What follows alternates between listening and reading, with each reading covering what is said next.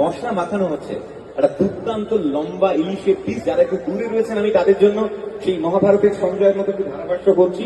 আমি এখানে দেখতে পাচ্ছি হলুদ রয়েছে, নুন রয়েছে, লঙ্কার গুঁড়ো রয়েছে এবং কাঁচা লঙ্কা রয়েছে।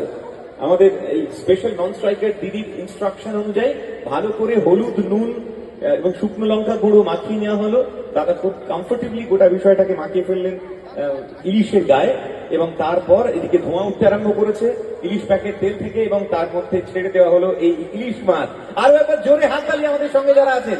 ইলিশ অলরেডি ডাইভ দিয়েছে তেলের মধ্যে, স্পেশাল ইলিশ প্যাকেট ডাইভ দিয়েছে ইলিশ মাছ। চলছে ভাজা।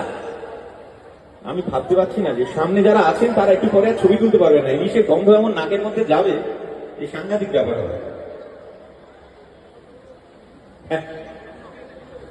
এইটাই তো মজা, এটাই হচ্ছে ইলিশের মজা।